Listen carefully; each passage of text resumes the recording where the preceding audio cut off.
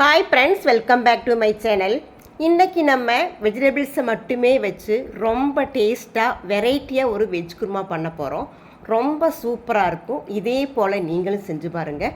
கண்டிப்பாக இது உங்களுக்கு பிடிக்கும். மிஸ் பண்ணாமல் இதை செஞ்சு பாருங்கள். வாங்க இப்போ வீடியோக்கு போகலாம். வெஜ்ஜு குருமாக்காக நான் அடுப்பு ஆன் பண்ணி குக்கர் வச்சுருக்கேன். குக்கரில் தான் நம்ம இந்த குருமா செய்ய போகிறோம். குக்கரில் ஒரு 3 டேபிள் ஸ்பூன் எண்ணெய் சேர்த்துருக்கேன். இப்போது எண்ணெய் காஞ்சிருச்சு. இதில் ஒரு பிரிஞ்சி இலை, சின்னதாக ஒரு பட்டை, கொஞ்சமாக கல்பாசி, ஒரு 1/4 டீஸ்பூன் சோம்பு, ஒரு 1/4 டீஸ்பூன் ஜீரகம், 2 ஏலக்காய், ஒரு 4 கிராம்பு இதில் சேர்த்துக்கலாம்.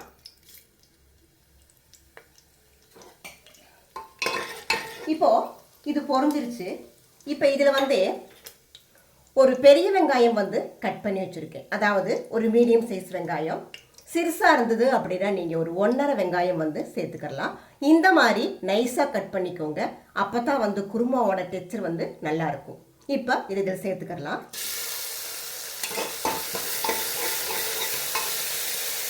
சேர்த்து கொஞ்சமாக உப்பு சேர்த்து இதை நம்ம வதக்கி எடுத்துக்கலாம்.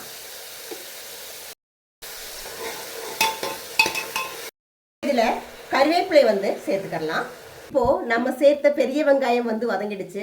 இப்போ இதில் ஒரு ஸ்பூன் இஞ்சி பூண்டு பேஸ்ட் சேர்த்துக்கலாம்.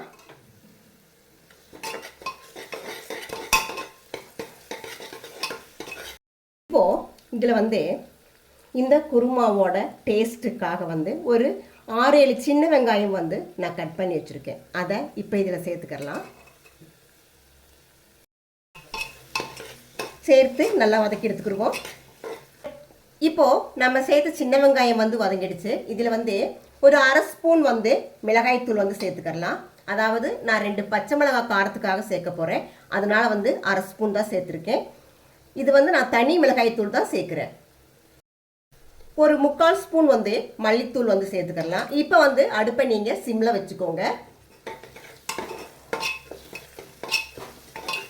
ஒரு 1/4 ஸ்பூனுக்கும் குறைவாக மஞ்சள் தூள் சேர்த்துக்கலாம்.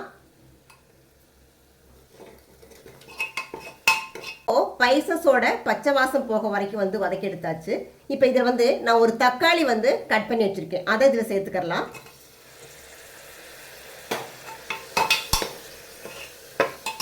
சேர்த்து இந்த தக்காளியை நல்லா வதக்கி எடுத்துக்கிடுவோம். நம்ம சேர்த்து தக்காளி வதங்கிடுச்சு. இப்போ இதில் ஒரு ஸ்பூன் தயிர் சேர்த்துக்கலாம். 1 ஸ்பூன் சேர்த்தா போதுமானதாக இருக்கும். அதிக புளிப்பு இல்லாததை சேர்த்துக்கோங்க. ரொம்ப புளிப்பு உள்ளதை சேர்க்க வேண்டாம்.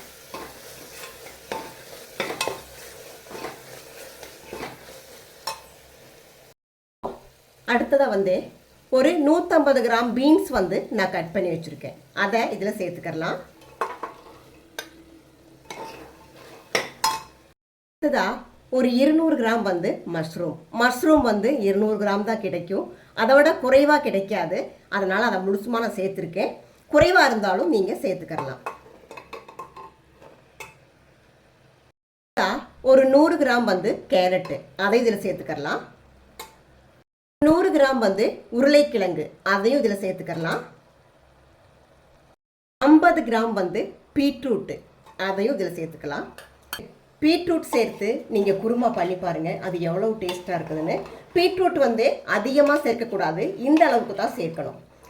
இதில் இருக்கிற எல்லா வெஜிடபிள்ஸும் இருந்தால் தான் இந்த குருமா பண்ண முடியுங்கிறது இல்லை. உங்கள் இருக்கிற வெஜிடபிள்ஸை வச்சு இந்த குருமா நீங்கள் பண்ணலாம். ஆனால் கட்டாயம் பீட்ரூட் சேர்த்து செய்யுங்க. ரொம்ப டேஸ்ட்டாக இருக்கும். இப்போ இதில் கொஞ்சமாக உப்பு சேர்த்து நம்ம நல்லா இந்த வெஜிடபிள்ஸை ஒரு 3-4 மினிட் நல்லா வதக்கி எடுத்துக்கலாம். நம்ம வெங்காயம் வதங்கும் போது உப்பு சேர்த்துருந்தோம். அளவாக சேர்த்துக்கோங்க. பத்தலைன்னா நம்ம பின்னாடி சேர்த்துக்கலாம். இப்போ ஒரு 3-4 மினிட் இதை இந்த எண்ணெயிலேயே வதக்கி எடுத்துக்கிடுவோம்.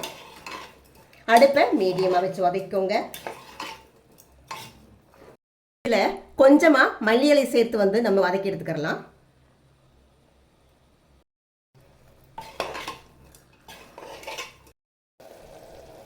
இப்போது வெஜிடபிள்ஸ் சேர்த்து ஒரு 4 மினிட் நான் வதக்கி எடுத்துக்கிட்டேன். இப்போ இதில் ஒரு 200 ml தண்ணி சேர்த்துக்கலாம். இந்த வெஜிடபிள்ஸ் வேகிறதுக்காக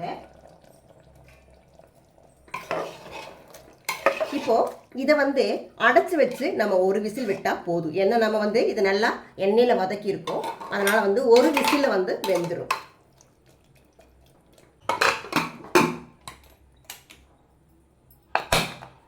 இப்போது இது விசில் வரட்டும். இப்போது வெஜிடபிள்ஸை வந்து நான் அந்த அடுப்புக்கு மாற்றிட்டேன்.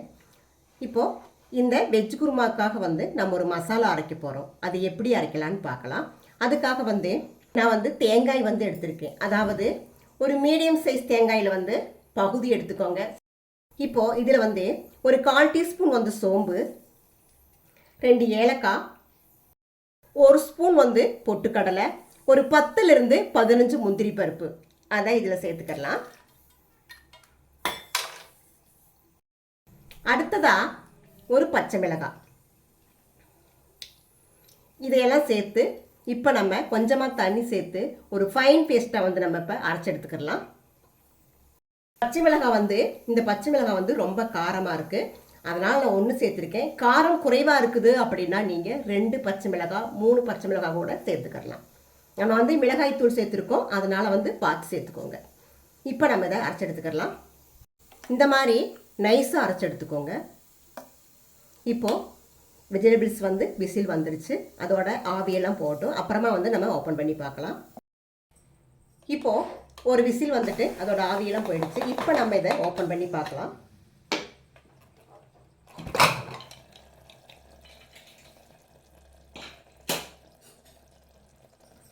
வெஜிடபிள்ஸ் வந்து நல்லா வெந்துடுச்சு. இப்போ நம்ம அடுப்பை ஆன் பண்ணிக்கலாம். இப்போது இதில் வந்து நம்ம அரைச்ச வந்து தேங்காய் பேஸ்ட்டை வந்து இதில் நம்ம சேர்த்துக்கலாம்.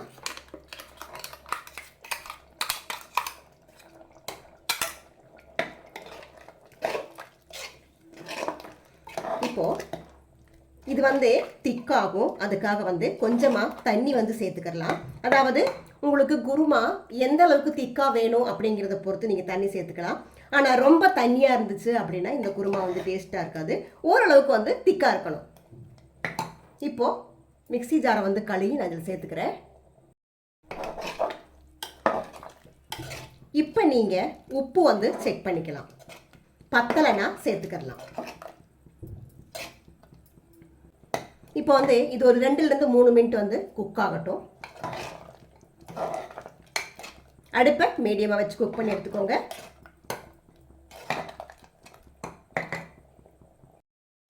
தண்ணி வந்து இந்த அளவுக்கு தான் சேர்க்கணும். இது வந்து சூடாறும்போது வந்து இன்னும் இது திக்காகும். ஆனால் கொஞ்சம் திக்காக இருந்தால் தான் நல்லாயிருக்கும் இந்த குருமா. ரொம்ப தண்ணி மாதிரி இருந்தது அப்படின்னா நல்லா இருக்காது. ஆனால் வந்து குருமா வந்து ரொம்ப டேஸ்ட்டாக வந்திருக்கு. இதை நீங்கள் செஞ்சு பார்த்தீங்க அப்படின்னா இனி எப்போவுமே வந்து இது போல தான் நீங்கள் இந்த குருமா வந்து பண்ணுவீங்க. ரொம்ப சூப்பராக இருக்குது. என்னடா குருமாவில் பீட்ரூட் சேர்த்துருக்காங்களே அப்படின்னு நினைக்காதீங்க. நீங்கள் ஒரு தடவை சேர்த்து செஞ்சீங்க அப்படின்னா எல்லா தடவையும் நீங்கள் குருமாவில் பீட்ரூட் கண்டிப்பாக சேர்த்து செய்வீங்க. இது வந்து ஒரு வித்தியாசமான சுவையில் ரொம்ப டேஸ்ட்டாக இருக்கும். செஞ்சு பாருங்கள்.